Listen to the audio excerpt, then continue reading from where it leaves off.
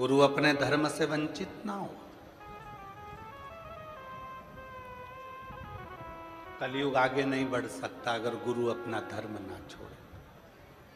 आज संसार के इतने सारे गुरु हैं, रोज टीवी खोलो, रोज कहीं का ना कहीं का मिलेगा। सोशल मीडिया पे, यूट्यूब पर, इंस्टाग्राम पर, फेसबुक पर, खूब सोशल मीडिया पर लाखों लाखों करोड़ों रुपए खर्च कर दो और फेमस हो जाओ, और फेमस होकर खुद की पूजन चालू करवा दो, खुद का प्रचार जाता चालू करवा दो, खुद भगवान के रूप में पूजना चालू करवा दो। आज के गुरुओं ने स्वयं को भगवान मानना प्रारंभ कर दिया, स्वयं को। और शिव महापुराण की कथा क्या कर रही है? शिव कथा क्या कर रही है? गुरु अपना धर्म ना छोड़े। गुरु का क्या कर्तव्य है? ईश्वर को ईश्वर रहने दे, भगवान का भजन करवाए, स्मरण करवाए, कीर्तन करवाए, और स्वयं को भगवान ना माने, स्वयं को भगवान की तरह पूजन ना कराए। ये गुरु का सबसे बड़ा धर्म और कर्म है। स्वयं ईश्वर नहीं है।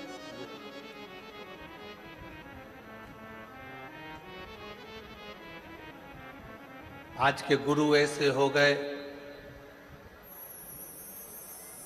स्वयं को ईश्वर का प्रतीक मानने लगे कि हम भगवान हैं, हमारी पूजन करो, आरती उतारो, हमारा दर्शन करो, हमको ही केवल भजो। ये सोशल मीडिया के गुरु हैं। जब तक सोशल मीडिया पे चलेंगे तब तक गुरु जी कहलाएंगे, और सोशल मीडिया से हटे कि इनको कोई गुरु मानने को तैयार नहीं हो। और इस व्यासपीठ से, भटिंडा की इस पवित्र भूमि से हम निवेदन करना चाहेंगे, भटिंडा की इस पवित्र धरा से भटकना छोड़ दो।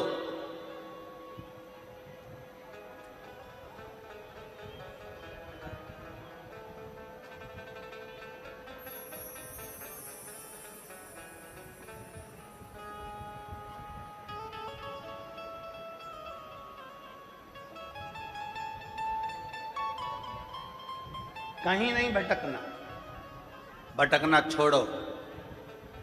कोई कहे कि ये गुरु, कोई कहे वो गुरु, कहीं नहीं भटकना। अपन को तो केवल जिसकी वाणी हमारे हृदय को छू जाए और जिसकी वाणी से हमें शिव मिल जाए, बस वही गुरु है। बाकी के हमें कहीं जाने की, भटकने की जरूरत नहीं।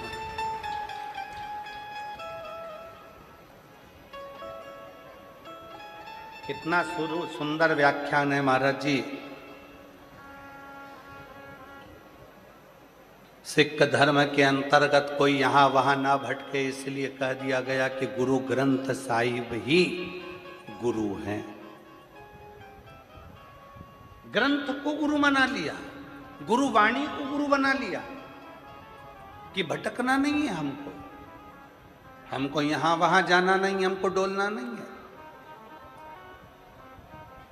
पहले नंबर पर स्त्री कलयुग को रोक सकती है अगर वो अपनी लज्जा और शर्म को ना भूले। दूसरे नंबर पर पुरुष अगर वो अपने संस्कारों को ना भूले तो कलयुग को रोक सकता है। और तीसरे नंबर पर गुरु जो अपने आप को ईश्वर ना माने, ईश्वर को ईश्वर रहने दे और वो अपने धर्म को ना छोड़े, तो समझ लेना कि वो कलयुग को रोक सकता है। और चौथे नंबर पर है इंसान। इंसान अपनी इंसानियत ना छोड़े तो समझ लेना कि कलयुग आगे बढ़ने से रुक सकता है। आज इंसान इंसानियत नहीं करता।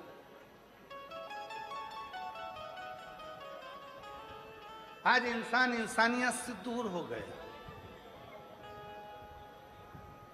घर के अंदर मम्मी का सिर दुख रहा है और एक बार जाकर नहीं पूछा कि मम्मा तुम्हारी तबीयत कैसी है। घर के अंदर पत्नी को तकलीफ हो रही है और एक दिन भी जाकर नहीं पूछा कि धर्म पत्नी से कि तेरे को तकलीफ क्या है। बच्चों को क्या चाहिए पूछने की जरूरत ही नहीं पड़ रही। मत जाओ दूसरी जगह, अपने घर के अंदर जो 4 लोग रहते हैं, अपने घर के अंदर जो 5 लोग रहते हैं, अपने घर के अंदर जो परिवार रहता है, आप कम से कम उसी से एक दूसरे से हालचाल तो पूछ सकते हो कि तुम कैसे हो, तुम हो कैसे।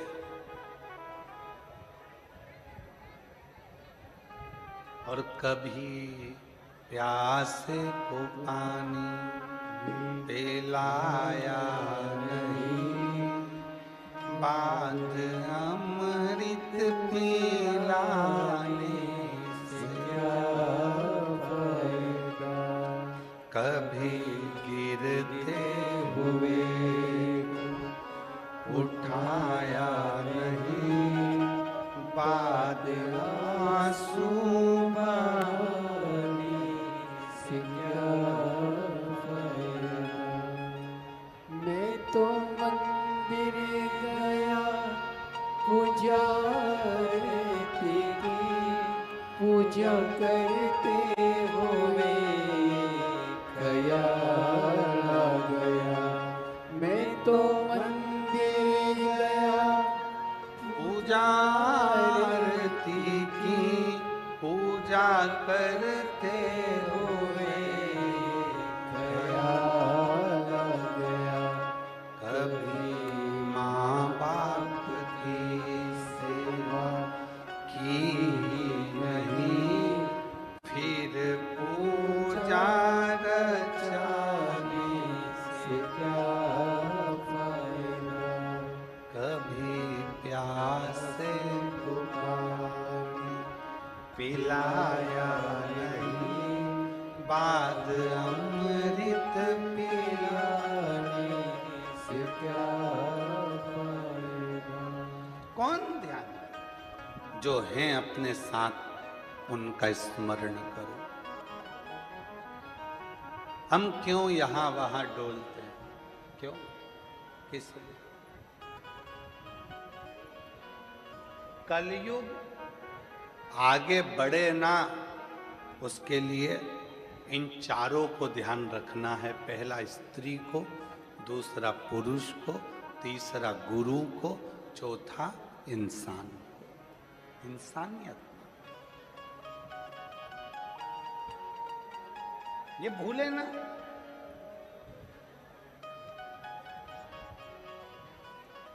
चश्मा कथा में रह गया ना, कोई बात नहीं।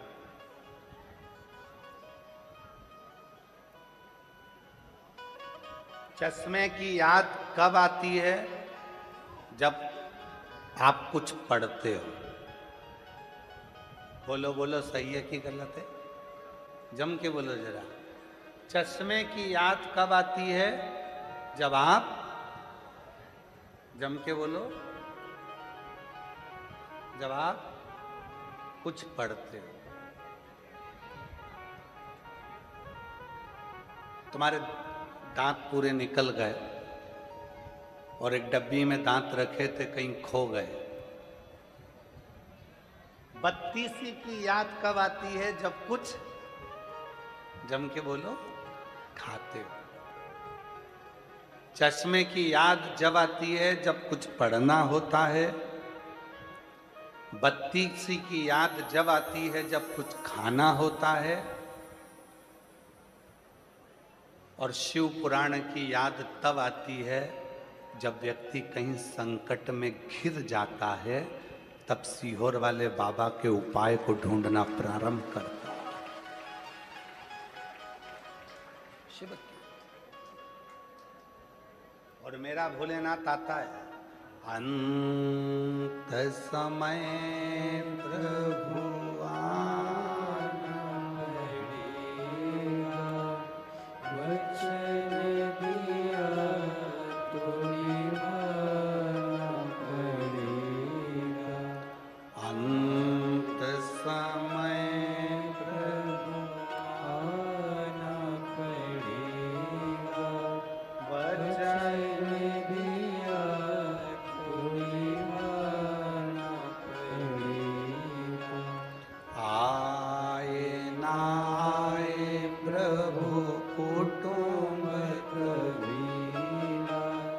अंत समय प्रभु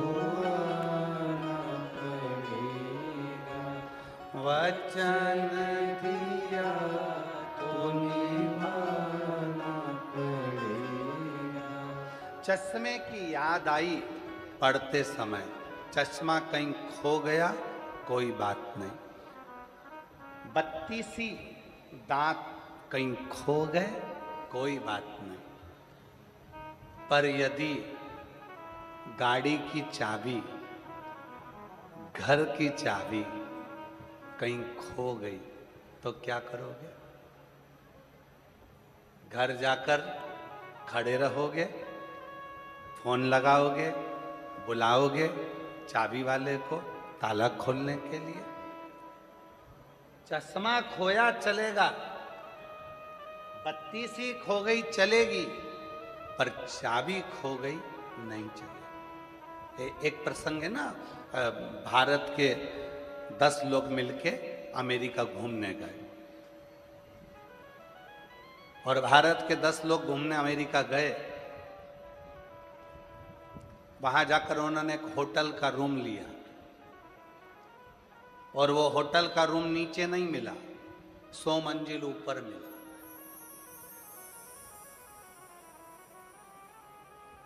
एक व्यक्ति ने कहा, क्यों मैनेजर साहब इतनी ऊपर कमरा दे रहे हो, उसकी जगह नीचे का दे दो। नहीं नहीं, 100 मंजिल ऊपर है, चाहिए? ठीक है, जाना आना लिफ्ट लगी है, चले जाना, ठीक है। 100 मंजिल ऊपर कमरा ले लिया। वो भारत के गए हुए 10 लोग घूमने फिरने जाने लगे, आने लगे, लिफ्ट का बटन दबाते, चले जाते, आ जाते, बस यही चलता रहा। एक दिन वो शॉपिंग मॉल से शॉपिंग कर कर आए, अपने होटल के रूम के लिए आए, नीचे खड़े होकर उन्होंने लिफ्ट की बटन दबाई, पर लिफ्ट नहीं चल रही थी। मैनेजर ने कहा, आज लाइट नहीं है। लाइट नहीं है, फिर 100 मंजिल ऊपर कैसे जाएंगे? तो मैनेजर ने कहा कि ये सीढ़ियां बनी हुई है, सीढ़ियों से चढ़ जा। अब वो 10 लोगों ने विचार करा, 100 मंजिल ऊपर सीढ़ियों से चढ़ेंगे कैसे?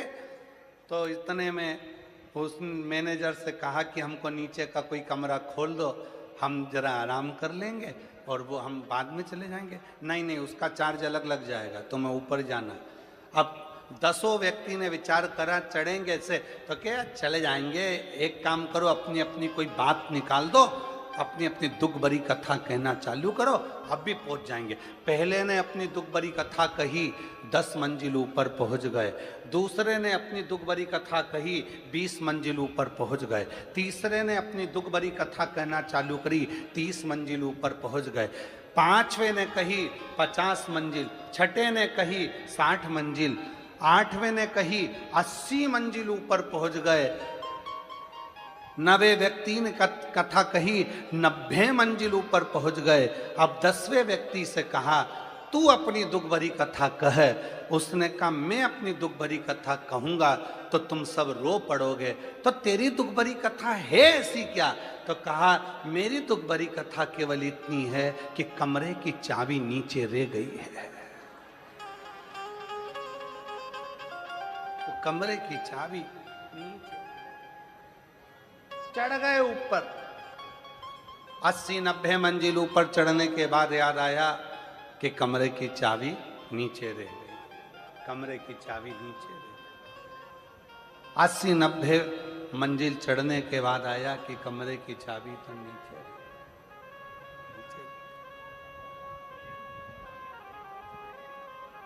गई। बस यही शिव पुराण कहती है, बहुत उन्नति की सीढ़ी पर चढ़ो, धन वैभव कुर्सी पद प्रतिष्ठा सत्ता सब कुछ आपको मिले, पर याद रखना शिव पुराण रूपी चाबी नीचे मत भूल जाना। शिव पुराण की चाबी यदि तुम्हारे पास है तो दुनिया का सारा खजाना तुम्हारे पास है, सब कुछ।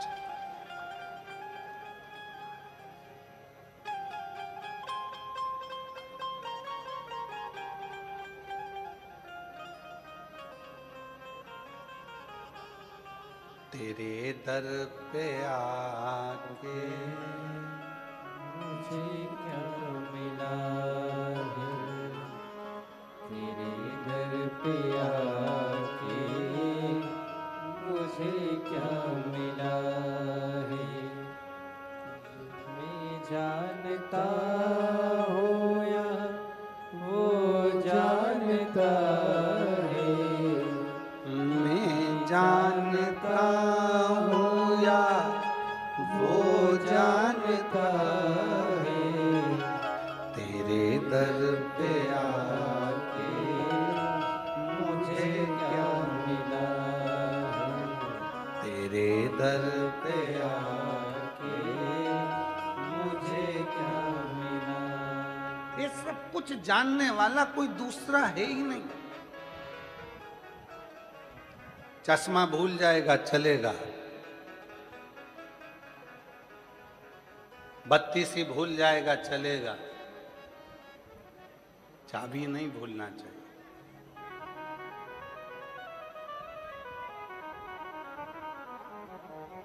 बिल्कुल मत भूलो शिव का नाम, भगवान शंकर का स्मरण।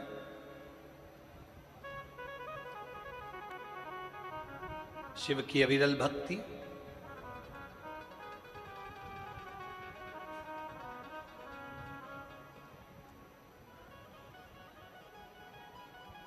एक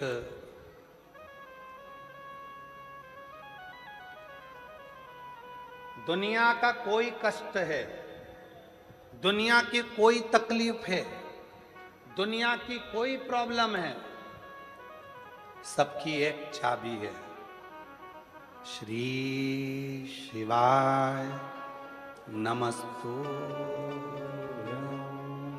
श्री शिवाय नमस्तुभ्यं। श्री शिवाय नमस्तुभ्यं। दुनिया की एक चाबी है, उस शिव का नाम।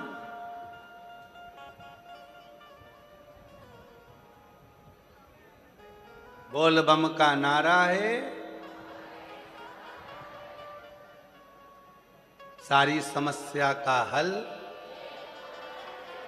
सबका एक साधन है, एक साधन शिव।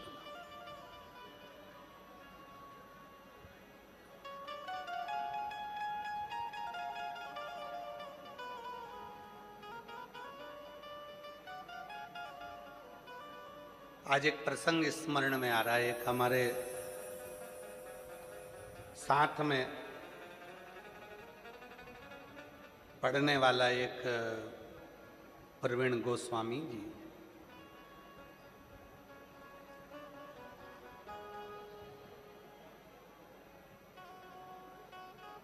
और प्रवीण गोस्वामी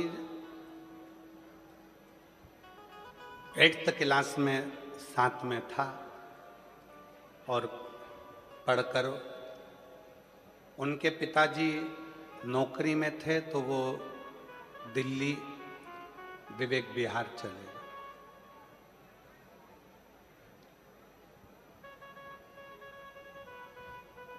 और दिल्ली विवेक विहार में वो रहने लगे और वो प्रवीण भी कार्य में लग गया। क्या काम करता था बहुत पहले का स्मरण था, तो ध्यान नहीं था कि वो कहाँ हैं। ऐसे कई मित्र हैं, कहीं कहीं कहीं कहीं।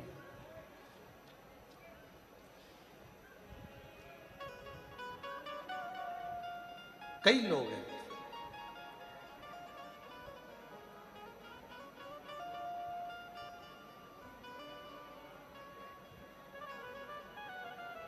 तेरे दर पे आके मुझे क्या मिला है, तेरे दर पे आके मुझे क्या मिला है, ये मैं जानता हूँ या तू जानता है, ये मैं जानता हूँ या तू जानता है, तेरे दर पे आके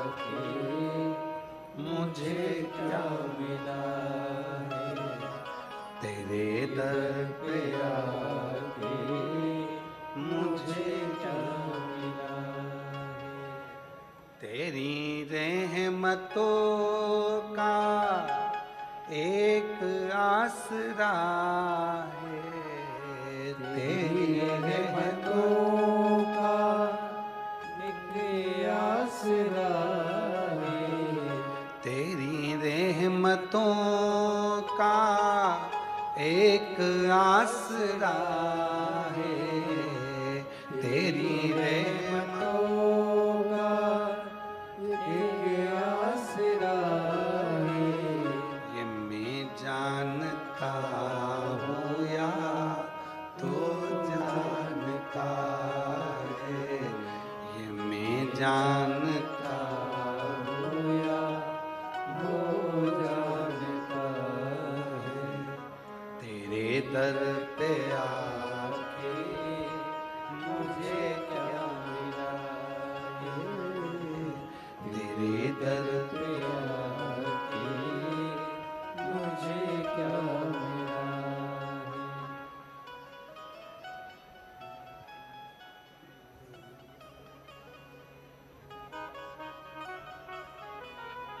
क्या मिला, ये बोल। तो वो दिल्ली चले गए, दिल्ली में विवेक विहार में वो रहने लगा। अब समय निकलते निकलते निकलते निकलते ऐसे कई साल निकल गए और मिलना नहीं हुआ। अब कक्षा 8वीं का स्मरण, और अब सालों हो गए, सालों निकल गए।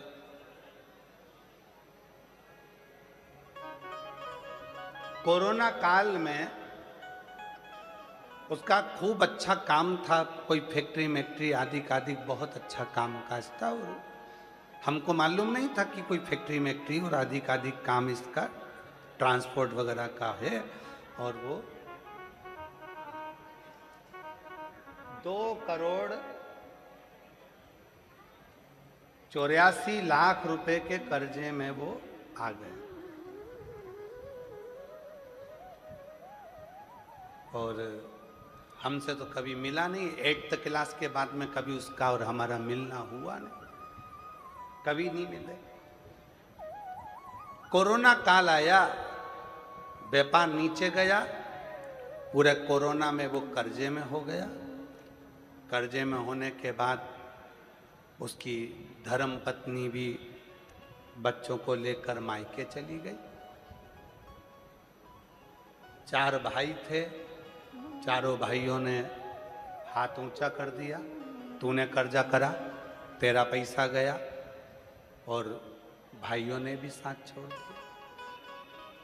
उसने कहीं टीवी पर कथा देखी और वो पहचान गया कि ये सीहोर वाला प्रदीप मिश्रा है, जो हमारे साथ 8th क्लास में पढ़ता था।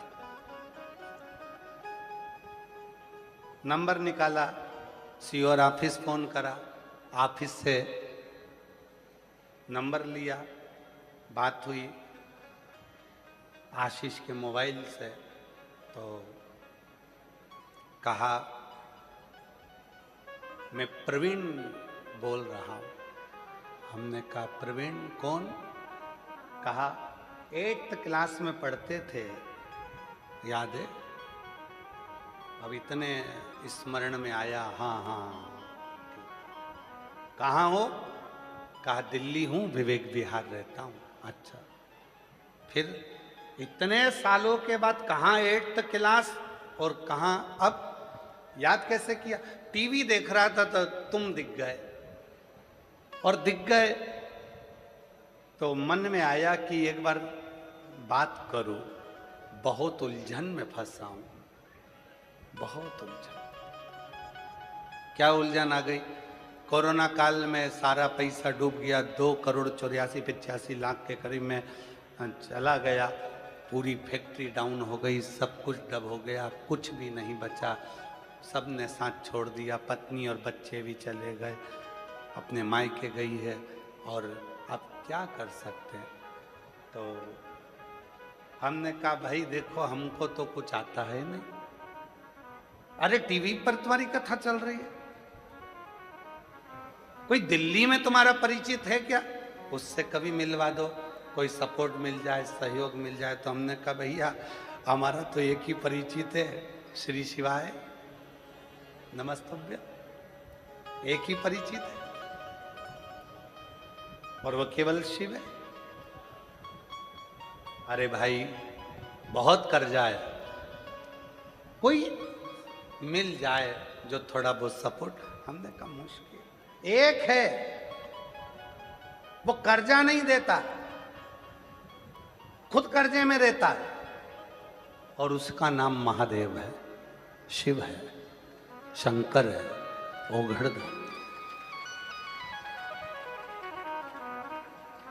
चलो ठीक है, मेरा पैसा वापस कैसे आएगा?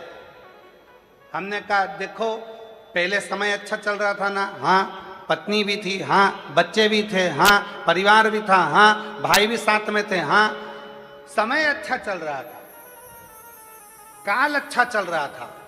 अब तेरा काल, तेरा समय बेकार हो गया तो घबराना नहीं।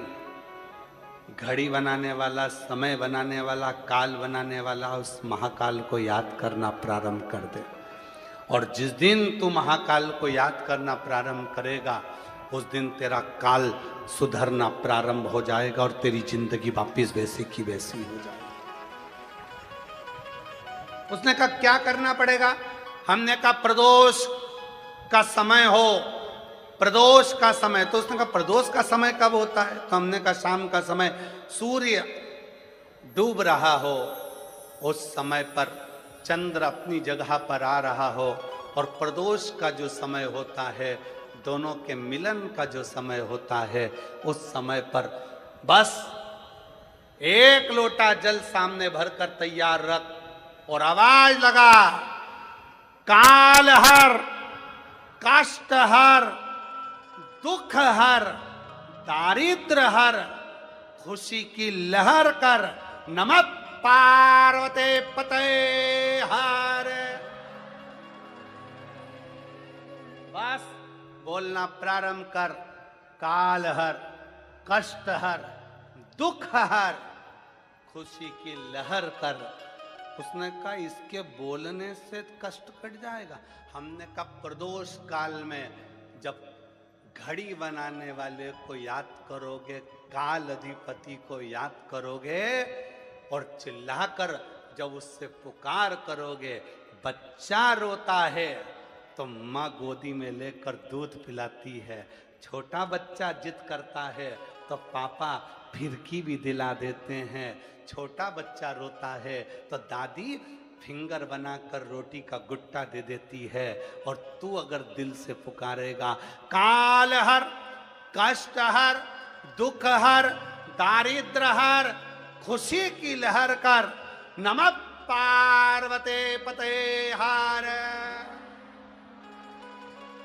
जब तू बोलना प्रारंभ करेगा, तेरा कष्ट भी हरेगा, काल भी हरेगा, दुख भी हरेगा, दारिद्र भी हरेगा और खुशी की लहर करेगा। उसने नियम बना लिया, शाम के समय पर चिल्लाता, शिव जी को आवाज लगाता, शिव जी को। आप कभी विवेक विहार जाएं कॉलोनी में तो वहां पर वो गली नंबर मेरे स्मरण में नहीं, वहां जाकर पूछेंगे कि भाई शाम को प्रदोष काल में कोई चिल्लाता है क्या? कहाँ एक आवाज आती है इसकी छत पे से, काल हर, कष्ट हर, दुख हर, वहां से आवाज आती है। कर्जे में हो गया था, अब वापिस 3-3 फैक्ट्री का मालिक हो गया क्योंकि काल चक्र घूम गया, वापिस काल चक्र।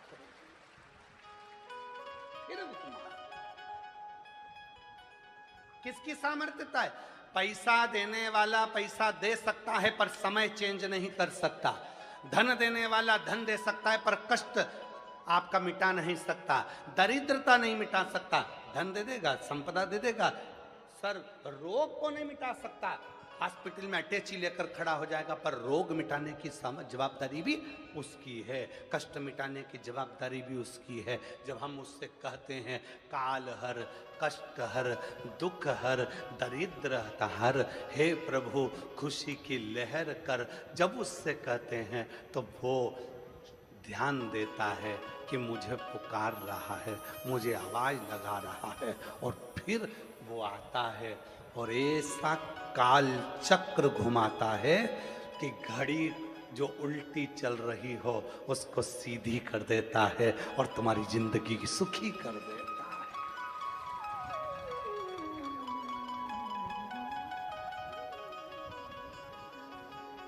सुखी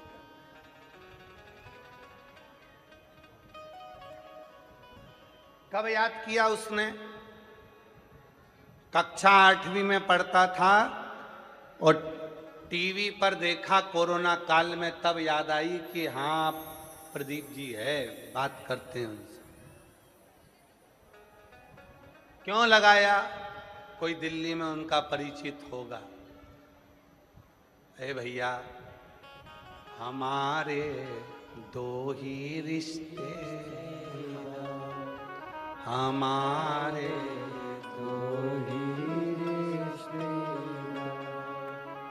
एक हमारे भोले बाबा, एक हमारे भोले बाबा, और दूजी गोरा रानी सरकार, हमारे दो ही रिश्ते, हमारे दो ही धन वालों के ढेरों साथी हो सकते हैं। कई लोग कहते हैं सियोर वाले बाबा आपके बहुत धनपति रिश्तेदार परिचित पहचान वाले होंगे, तो हम सत्य कहें ना मेरी जीजियों, हमारे तो भोले बाबा और पार्वती मैया और दूसरी मेरी जीजी और मेरे जीजा, बस यही मेरे रिश्तेदार हैं, यही मेरे बाबा के प्रेम। और धन नहीं, संपदा नहीं, दौलत नहीं।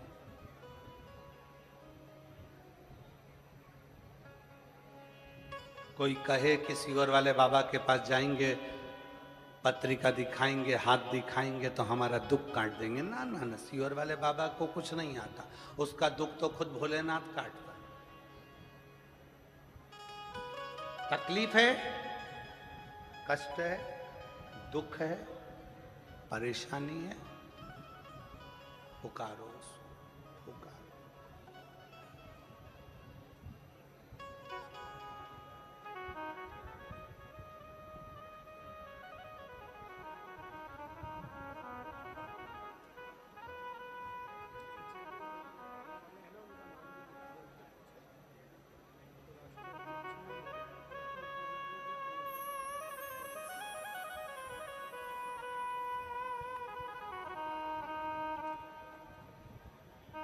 उसको पुकारो। एक बार सब प्रेम से बोलो, काल हर, कष्ट हर, दुख हर, दारिद्र हर, खुशी की लहर कर, नमः पार्वती पते हर हर महा। हमारे जीवन के सारे कष्ट को हर ले, काल को हर ले, दुख को हर ले, परेशानियों को हर ले, तकलीफों को हर ले, सर्व रोग को हर ले, सर्व पाप को हर ले और खुशी की लहर कर दे मेरे शिव। खुशी